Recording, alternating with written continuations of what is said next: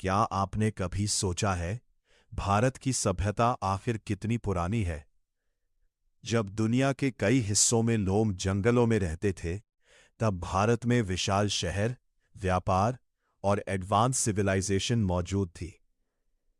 आज हम जानेंगे भारत के एंशिएंट हिस्ट्री की सबसे इंपॉर्टेंट घटनाएं, जो यूपीएससी, एसएससी, एमपीएससी और हर कॉम्पिटिटिव एग्जाम के लिए बेहद जरूरी है।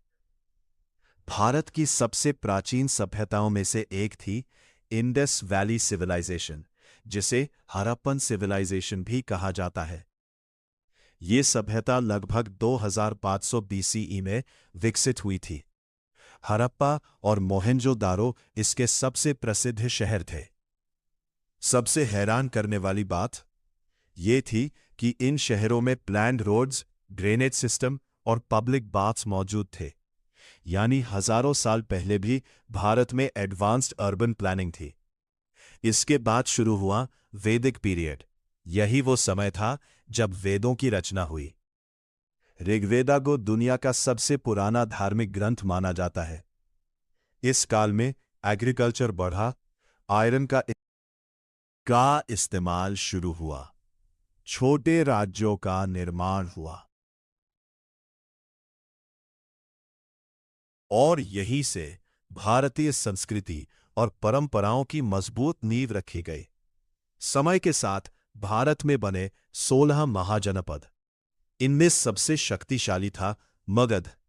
इसी दौरान जन्म हुआ गौतम बुद्ध और अंश महावीर का।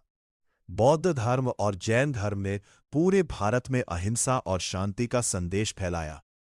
यूपीएससी में बौद्धिज्म और जैनिज्म से अक्सर सवाल पूछे जाते हैं।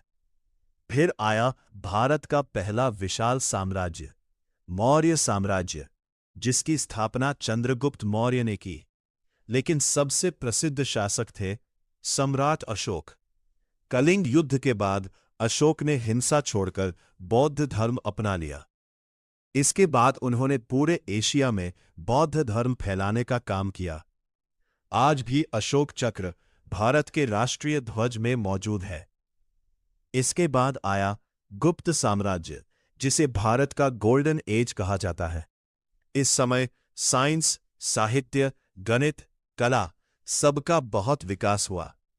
महान गणितज्ञ आर्यभट्टा ने इसी काल में जीरो और एस्ट्रोनॉमी पर काम किया था। तो दोस्तों, भारत की एंशिएंट हिस्ट्री सिर्फ पुराने राजाओं की कहानी नहीं, बल्कि ये भारत की सभ्यता, ज्ञान